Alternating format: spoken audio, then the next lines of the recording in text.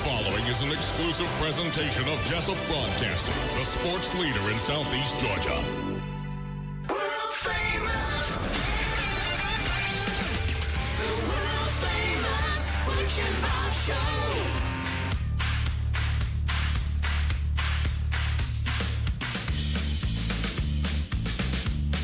Big Dog Country Radio, WIFO 105.5 FM in Jessup. The time now is 8 o'clock. It is now time for the world-famous Butch and Bob Show, brought to you by Nips Car Wash, located on Highway 301 South here in Jessup, and also brought to you by Murphy Builder Supply, located in downtown Jessup. And, Bob, we've got a very special guest this morning here on the world-famous Butch and Bob Show. We definitely do. Quite a treat. I want to welcome Doug Collins to the show. Congressman, appreciate you being here on the world-famous Butch and Bob Show.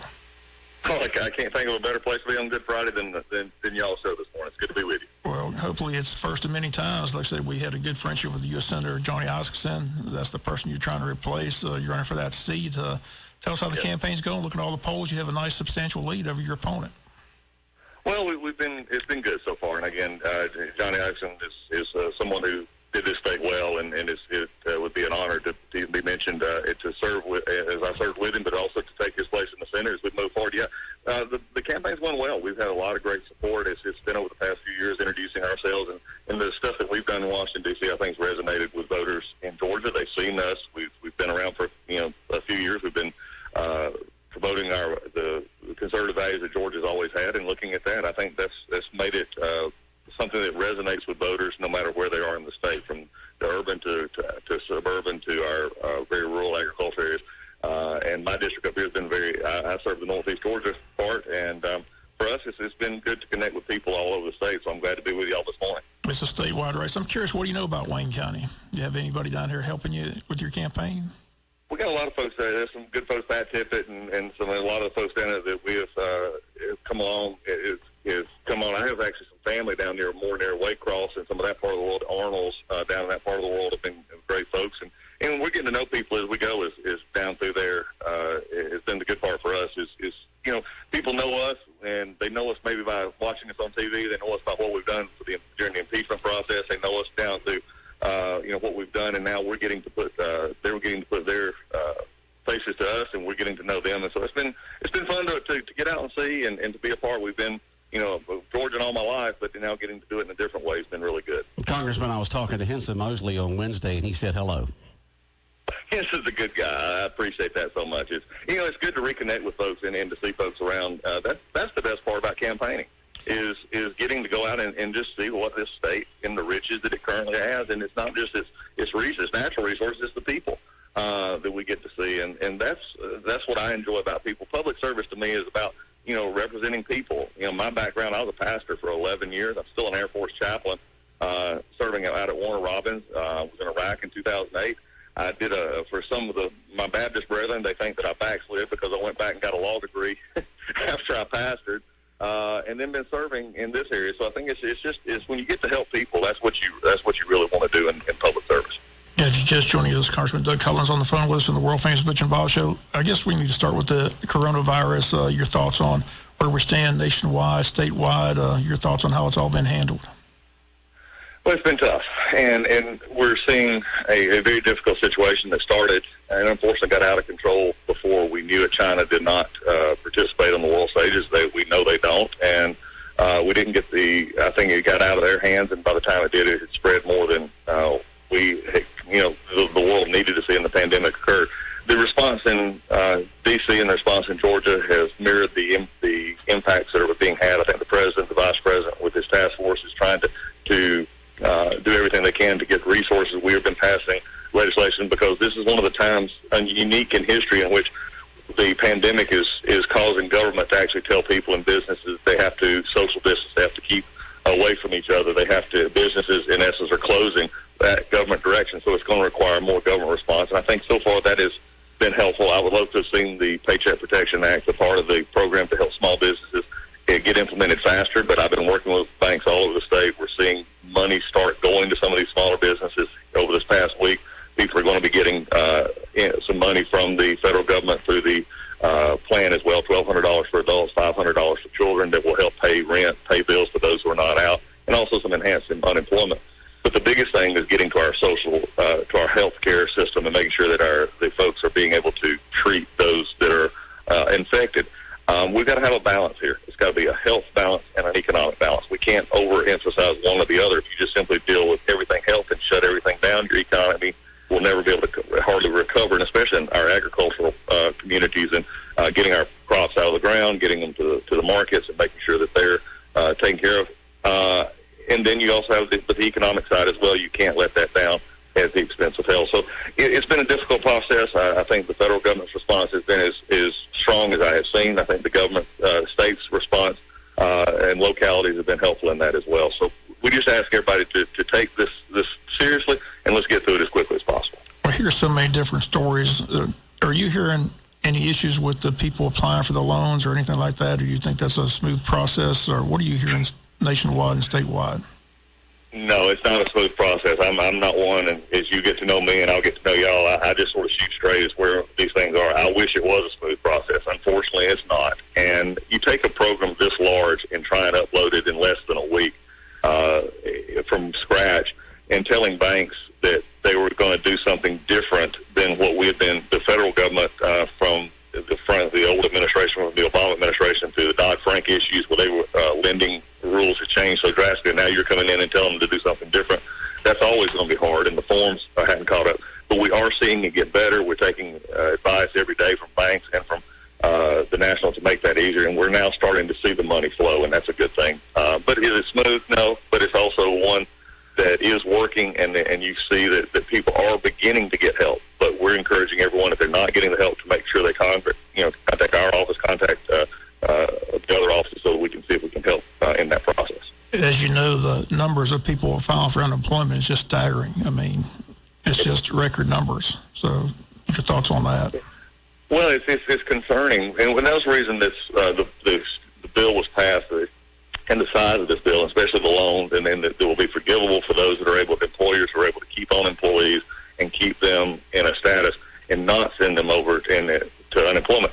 Because here's the fact, and your listeners understand this, and y'all as good as anybody, you're going to pay for it one way or the other. If we're not able to help keep these businesses open and paying and keeping their employees, then they're going to go to unemployment, and we're going to have to foot the bill on unemployment as well. So this is a time in which we're trying for the lesser and what we believe of the better for economic development later, and that is keeping these businesses open as long as they possibly can stay open. And look, we know our hospitality industries, we know our hotels, our motels, our the restaurant industries, those kind of things, and others, hair and salons, other things have been really just devastated in this right now. So we've got to make a balance for them, because those unemployment numbers are going to continue to go up. As you know, the government's trying to help. The first round of stimulus checks was passed, but I saw yesterday where there's another round coming, but they're still fighting amongst each other, Democrats, Republicans. How frustrating is that up in Washington to see that bickering take place? It's very frustrating, and for someone, and as you get to know me, for the first my first 6 years in Congress, we worked a lot of bills, bipartisan bills, everything from criminal justice reform to working on internet, working on data privacy and protection, trade secret stuff. It was bipartisan. It wasn't always easy, but we actually got stuff done. And and that was what I have always wanted to do, is get stuff done. And I'll never back up on my principles. I never expected others to back up on theirs. But let's find a solution to these. But over the last year and a half, it's become nothing but a partisan, just basically fist fight. I'll just say it for what it is, and that's because of the president, because of the relationship with the Democrats. And so that makes it difficult. But when you see something like yesterday, when you had we were just going to put money into the small business part, the paycheck protection part, add the money that we knew we would probably have to add. We weren't sure. We had to get the program started. Now we're seeing a better picture on how much is needed. And yet we couldn't pass that because Speaker Pelosi and Leader Schumer wanted to add more monies to other programs that the money is still there from the original bill. That's frustrating. And I think the people of Georgia and the people of the United States deserve better than that. As you know, Secretary of State Brad Raffensperger just pushed the election back to June 9th. Most people wanted that to take place earlier. Your thoughts on the move? Do you think it's a good move for the state? I do. And in fact, I was one of the ones advocating that it should have been put off to start with. And because you run down a whole length of other issues and problems when you start messing with elections and timing of elections, and also how people would vote. And I mean, we've already had a lot of people call and ask, why did I get an absentee request ballot? I mean, look, I want everybody to vote. I'm one that I believe in going out and trying to earn everybody's vote in an election. But when you have a serious, concern here for safety and health and these kind of things, those are the kind of things that you need to take into account, especially when the governor's, telling everybody to stay in place when you have, campaigns that are basically, non-existent right now because of these. I think it was a good move, and, hopefully we can get everything settled, and by June 9th, we can be seeing 90% of this in our rearview mirror as far as the virus, and people are getting their lives back together. Maybe you can clarify something for me, because I'm kind of confused, because Brad Raffensperger, like you said, 11 members of our Congress and representatives, all Republicans, asked that it be pushed back, but he said at the time he didn't have the authority to do it at that time, but then he did it. So I'm kind of confused. Did he have the authority to do it back when you asked, or can you clarify that for me? I'm kind of confused. Well, yeah, look, there's a lot going on there. We felt he always had the ability to do it. Remember, he stated he had the ability to move it for 45 days under the order, but yet he moved it 50. The March 23rd presidential preference, he moved 56 days. So, I think, look, he is working to try and make this best possible. From all indications. But there was some frustration that we didn't go ahead and get it moved earlier when we did believe he had the authority to do it. And between him and the governor, they definitely had the authority to do it. So let's look at it now. They got it done, and we'll see where that goes from there. Going back to the virus, there's a lot of people that think, the question asked by a lot of people, why isn't there just one voice? The states apparently have control now. Some want the federal government to take control. Local governments have the control at one time. Where do you stand on that? Who should be directing the guidelines? Should it be local? Should it be state? Should it be federal? Your thoughts on that? Well, I think the federal is always, in our federalism, in the federal society, the way we have it, the federal government, it should be the overview. So the federal government should give especially on things like this, provide the 30,000-foot cover, if you would. We provide the president and his task force provide the guidelines. They help the states. They help the resources and distribution, which is what they're doing. States at that point need to take control of their own. I've always believed that states are that key part of that, but also our local communities need to be enlisted in that. So states, again, it drops down. The states need to give an overall level, and then allow the localities, if they need to do something different in their localities. Localities need to have that, I believe, flexibility to maybe handle a specific thing that may be in Jessup, but not in Douglas or down in Valdosta or up in Gainesville. I think there needs to be some flexibility there as well, and sometimes one size doesn't fit all. We found that in government a lot. Again, Butch and I stated on the show many times, there's going to be plenty of time to armchair quarterback and point fingers and things like that. We get frustrated when you see all that, because people in this state and this country really want to know just two things. When will we be through this, and when can we get back to some type of normal lifestyle? So your thoughts on that? Well, that's going to be so difficult, because we're asking questions. It goes back, I'm going to just sort of narrow it to my background and my training. People want to know why bad things happen. And the question is, sometimes it's not why. And you made a great point about armchair, and everybody wants to know.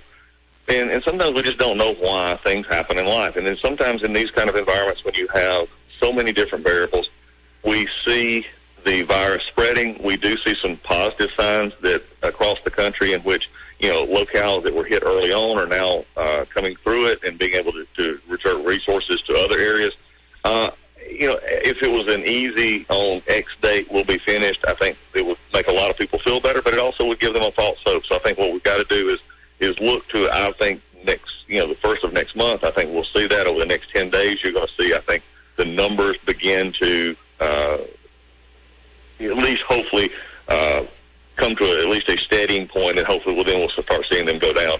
But I would just recommend everybody right now, the reason the numbers are what we're seeing right now is because the social distancing, these things that have been put in place are seemingly working, and I would just encourage people to do that. Do only what you need to do and get out, and then we'll get through this as quickly as possible. Our big concern in Wayne County, a small town like this, is small-time businesses. They're hurting, suffering. Yes. Someone asked this question that says, Fed's providing a $600 per week unemployment benefit on top of the state unemployment benefit, which on average across the U.S. results in folks getting about $900 per week. They state creating a massive incentive for people to want to get laid off to earn the above. which due to no income tax means they're making more sitting at home, even those making over $20 per hour. They say it's creating a massive incentive for people not to work. They want to know, is that fair to folks still working with critical needs jobs? Understand people need help right now and want to see that happen, but $600 with no oversight or making sure it goes to those who need it was the Payroll Production Act passed to encourage employers not to lay off workers, but if they can make more with the above, isn't that counterproductive on how do you expect to restart the economy when things hopefully improve regarding that? So just want to get your thoughts on that. Yeah, people in small-time business think it's incentive not to work at this time. Well, and that is a concern that many of us had with the bill, and we're trying to make adjustments to say we don't need. That's one of the whole emphasis of the act, like we talked about earlier, was to make sure that businesses could stay open, they could keep their employees. The problem was you had certain areas, and part of the issue was how do we, from we knowing that there are certain businesses going to have to lay people off, and then we knew that was going to happen. What do you do with those folks? And you know, as the concern came from the president and others on down, how do we make sure that our economy still has money in it? This is sort of the catch-22. If you can't go anywhere, how do you spend money and going forward? There was a lot of concern over that $600. It's a set 14 weeks. It's something that will go away. The hope incentive is that the businesses can keep their employees on. In the next few weeks, we'll be able to open back up, and there won't be the incentive to stay at home. Will there be some who choose to do that? Yes, and that's just the part. But knowing that it'll run out in a shorter amount of time, we'll hopefully get those folks back into work and back into an economy that before this was going along at a better rate than most of us have seen in a very long time. But is it a concern? Is it something I talk about with the business across the state? Yes. How do we overcome it? We just got to make sure that we do what we need to do to get through this virus, get the economy back open so that we can get people back to work. You're running statewide. We've got a local hot sheriff's race here. We talked to our candidates. It's hard with this social distancing, trying to get out and see people. So I'm just curious, running a statewide race under this circumstance, how difficult is it, and how are you doing that? It's very difficult, but we're able to, go to social media. We do a lot of Facebook Live. We have our website, of course, where people can go to us. And doing exactly this right here. I'm a big believer that if you offer for office, I don't care if it's a sheriff's race or county commissioner race or a city council race or whatever, make yourself available to answer questions. And going on radio shows all across the state, I will. That's something that I've done in my district that I've been doing ever since I've been in office. And just yesterday, we did about 6 different media outlets up here and others, and just radio shows just like yourself, who talk to people who get up and trust you every morning. And if you can go on and answer questions, that's how the best campaigning we can do right now in a time in which I can't just really get in the car and go say, hey, let's have 50 of you gather here at the local hotel or meeting room or restaurant and have a time together. So we're finding new and creative ways. We're using social media. We're using FaceTime. We're using Zoom, things that this old boy didn't think he was going to ever have to use. I'm learning how to do this. So it makes it different because I'm used to the old school of putting up signs and going and shaking hands and doing that. And I know that a lot of your folks are as well. To me, that's some of the best that's where I cut my teeth years ago. My daddy was a state trooper, and I remember watching this and how politics come together. So I look forward to getting back out there, but during this time, I guess we'll just continue to do it like we're doing it right now. Well, sir, I'm going to turn it over to my general manager before I let you go. I just want to thank you again for being on the show and hope this is just one of many times that you'll be on the show. Wish you the best of luck in the election. Look forward to meeting you in person. We'd love to get you in the studio once this gets out of here and we get back to some kind of normalcy. But again, I do appreciate it very much you being here on the world famous Butch and Bob Show today. Well, I look forward to that, and I'll take you up on that, and we'll just have a good cup of coffee together and share the world. How about that? Have a blessed, Good Friday and good Easter weekend. Congressman, you are running for the special election for the U.S. Senate. When will folks have a chance to vote in that election? That's a great question. This is what is confusing a lot of people. A lot of people think that because we're in this election that we're part of this primary that we talked about a few minutes ago that got pushed to June 9th. We're not. The governor chose to have this as a special election. We could have had a primary. They chose not to. So this is going to be in November. The first time people have a chance to vote for me will be in November on the ballot, and we'll be on in what's called a jungle primary. In other words, my name, Senator Leffler, the Democrats, and everybody else will all be on the same ballot, on that same party. You just pick one, and then this will go to a runoff. And so we'll be going from November to January in a runoff this year. Okay. Now, I know that the Gainesville area up there is a big agricultural area with all different types, including chickens and all kinds of agriculture out there. We're a big agriculture area down here. How is this COVID-19 challenge that we're going through right now affecting the agricultural community here in the state of Georgia? It's a great question. And in fact, my family background, we actually still have, you mentioned poultry, that's huge up here. My wife and her sister, and we have some a broiler farm up here.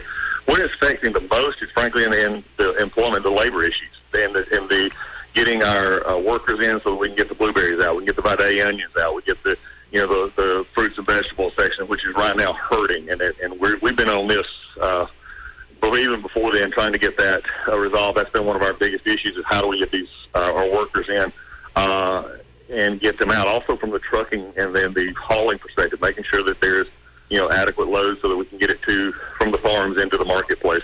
That's some of the biggest issues that we've seen so far.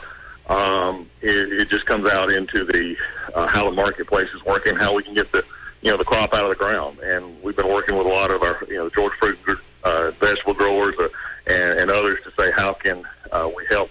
That's what we've seen the biggest impact in so far. Okay. Congressman Collins, we know that you've got a background in the military. We kind of discussed that. It's very important for us folks down here to have a person, a U.S. Senator, that is very big on national defense. We have Fort Stewart down here, Hunter Air Force Base, Kings Bay Naval Base. Tell us your background and your stance on the military. It is good. I am in my 18th year in the United States Air Force Reserve. I'm a chaplain, and that I was in the Navy as well for a time as well. Served in Iraq in 2008, 2009, and for me, it's important to have members of the House, and now it's going to be the Senate, who actually have a military background or actually are still serving. I'm one used to that was a common thing in our Congress. It's not anymore.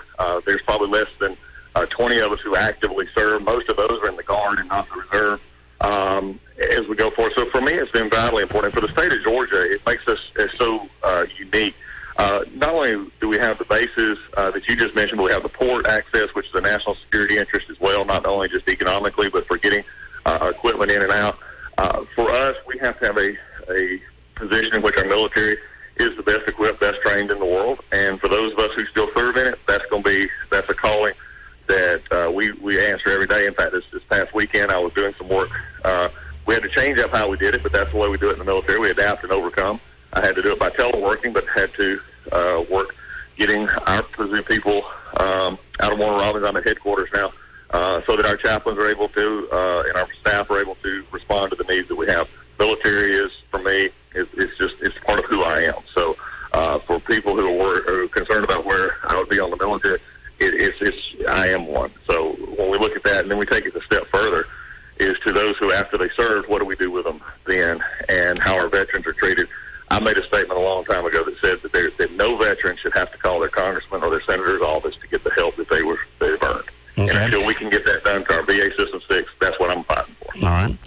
One of the other questions we get a lot from listeners, and we have different folks on that are in office or running for office, is your stance on the Second Amendment. Can you go over that with us? Second Amendment, that's pretty easy. As an old trooper skit, I sort of sum it up easily saying is that gun control to me is hitting what you shoot at. And, it's pretty simple to me.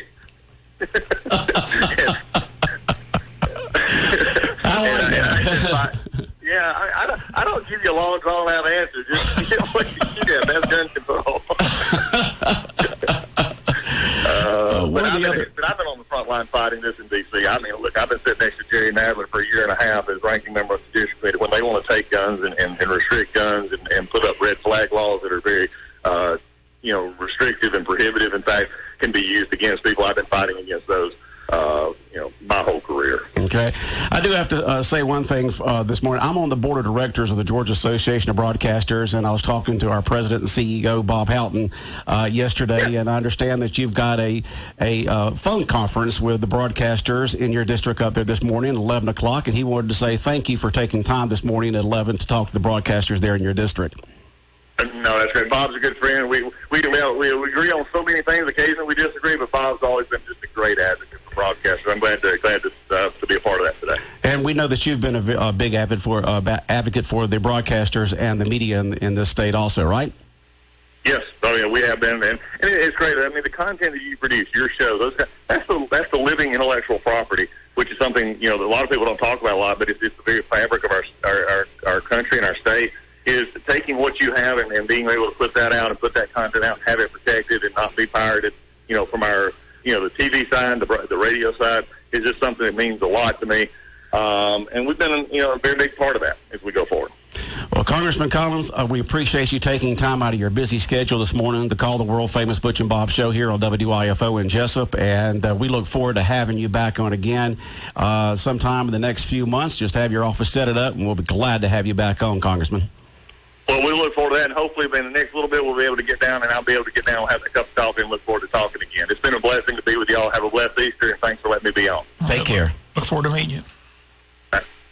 All right, WIFO 105.5 FM in Jessup, Big Dog Country Radio, and Congressman Doug Collins running the special election for U.S. Senator here, a guest here on the world-famous Butch and Bob Show. The very amiable person, Bob. Yes. Haven't had a chance to talk to him before, but very nice. Enjoyed the conversation, straight shooter, and I said answered every question. So I said hopefully we can build that relationship and have him on. I said we were fortunate to have Johnny Isaacson on during his career. So if he wins the race, hopefully we can continue that relationship, have him on a regular basis. Yeah, Johnny's office usually set up about 3 times a year for him to call in and to discuss issues, sometimes more, but at least 3 times a year to discuss the issues going on up in Washington, D.C., and we'll see what happens in the special election in November. And hats off. It's really to our listening audience. They realize what a big audience this show has. We appreciate everybody tuning in, but they realize, like I tell people all the time, they don't call because they like us. And, they call because they realize how many people are tuned in, not only here in Wayne, but in Glenn and Pierce, Appleton, Jeff Davis, all around. So they know they're reaching a lot of people, so they enjoy calling in, but we enjoy having them on the show. Yeah. And not only can folks hear the world-famous Butch and Bob Show right here on 105.5 FM, they can also listen to it and watch it on our website at bigdogcountry.com. You just click on the live stream there on Butch and Bob Show, and you can watch it and listen to the world-famous Butch and Bob Show, and it is podcast. So by noon today, today's Butch and Bob Show will be podcast and put on the B&B Show on bigdogcountry.com, and you can watch it and listen to it because we do video it on bigdogcountry.com. Like I said, we've been blessed over the years. We've had some great guests. I said we're fortunate to have our local representation every Monday, Tuesday, Wednesday. Buddy Carter's a frequent guest. We've had Brad Raffensperger, Secretary of State. We've had the Lieutenant Governor. So over the years, we've been able to line up some great guests, and we appreciate it. Yeah, and we've had all these big guests, but important guests also are the ones here locally in Wayne County, in the area that are promoting the different events they have going on here also, and how folks can help. So it's a little bit of both, from the big names also to local issues that we have here on the world-famous Butch and Bob Show to make it to give a platform here for folks to be able to get their message out to thousands of folks here in Southeast Georgia. What do you have on there? Skull Creek Dockside? Yeah, we went to that when we played in South Carolina, the football game. We went to this restaurant. Oh, you went to a restaurant there in Buford? Yep. And it's called Skull Creek Dockside there in Buford. We had that football game. Delicious food. So, delicious food, huh? So they had this. It was. Just full disclosure, was half price. It was on sale. It was on sale. It was a bargain. I've just never seen that on before. I wonder where a Skull Creek Dockside. I couldn't pass it up. So. Yeah, Buford, South Carolina. It was a great meal. As I said, Joe, he picks out the restaurant where we go, but that was a nice place out there on the dockside, out there by the marshes. It was pretty. Nice restaurant. Good food. Well, what all the governor have to say yesterday? The governor just basically extended the state of emergency. Extended the state of emergency all the way to the end of the month? Well, he's already done the social distance at the end of the month. This is the state of emergency. Supposedly gave the Secretary of State the ability to push the election to June 19th. Okay. So all right. That's all that took place yesterday. Like I said, that's why I asked that question. I'm just confused on why the Secretary of State, because he was urged to, do it earlier, and he didn't do it. Now he's getting criticized because apparently all those absentee ballots were sent out, and that's millions of dollars that they could have saved by if they would have pushed the date back. That's why I was asking Doug Collins, does he or does he not? He said at the time he didn't have the authority to do it, but then he did it. So it's just, Well, because he had that there's just a lot of there's just a lot of confusion, just like all this information. Yeah, it's probably getting different opinions from different attorneys. Everybody's got a different opinion on the code. Yeah. It's just frustrating if you're just a regular Joe Blow citizen out there trying to find information. It's frustrating because every time you turn around, somebody's got a different viewpoint, different, and it's just. That's why I want to know who's in charge. Where does it come from? Mm-hmm. Look at us locally. First the local officials made the guidelines. Then the governor stepped in, and that supersedes what they did. Then if the federal does, that supersedes what the governor does. So it's just all crazy to me. There's no consistency. There's no one entity giving out the direction on what to do, what not to do. Here, should you wear a mask? Shouldn't you wear a mask? It's just all. Well, we've never been through this before, and things change, and different research. It's just frustrating. Information changes, and new information changes. All I can emphasize is like they said. Situation. All I can emphasize is that they state everywhere I look, every doctor, every health expert says that social distancing is definitely what is helping stop this virus. Yeah, a lot of folks are doing that. I go into the post office, and you see somebody come by, and you step to the side, or they step to the side, and it's like we had this. It's like when you go in a store or the post office. This is this dance. Everybody stays that 6 feet apart. Try to. Most people do, and it's something that folks have kind of gotten the habit of now. And just stress, Dr. Toomey is the health expert in the state of Georgia, and she's emphasizing that Georgia will not see its peak till around April 21st to the 23rd, that period of time. So we haven't hit the peak yet in the state of Georgia, unlike New York, where it's already hit the peak. Right. Just because New York hit it and starting to go, Georgia has not reached that peak at this time. Yeah. And you look at these hot spots. Dougherty County every day is just Daugherty County flabbergasted. And Pierce County, unfortunately, had similar incident, and their numbers continue to rise. So, again, just continue to do what they're asking you to do. I know it's tough, and it is tough for a lot of people. It is. But I didn't have a chance to go see my grandchildren yet, and especially my new one that was born just a couple of weeks ago. Their Maverick, only seen him through a window. ESPN, I can't go around the other four. This is Easter weekend, normally Masters weekend. Yeah, Easter, they showed last night. ESPN had Masters Week ride, and they were showing Bubba Watson wearing that green jacket. I'm thinking, man, I'm enjoying watching this, but it's killing me that we don't have the regular. But they have pushed it to November. So hopefully it'll get November. But, just want to tell everybody, just, again, stay safe, continue to do what you've been asked to do to the end of the month, and hopefully we'll see good results. Right now, Wayne County's only showing 3 positive cases as of 7 p.m. last night, so hopefully that number will stay low, and that's the hope and the prayer here in Wayne County, that we can keep that number as low as possible. Okay. All right. Let's see. We got a text in here. Let's see if it says anything that we need to to discuss. Easter weekend. Normally we would have our Easter egg hunt. It's going to be our 50th anniversary Easter egg hunt this year in conjunction with Unity Church of God. We were going to have it last Saturday, but I don't know what we're going to do now. What about these non-essential businesses still open? Is that part of the shelter at home in Wayne County?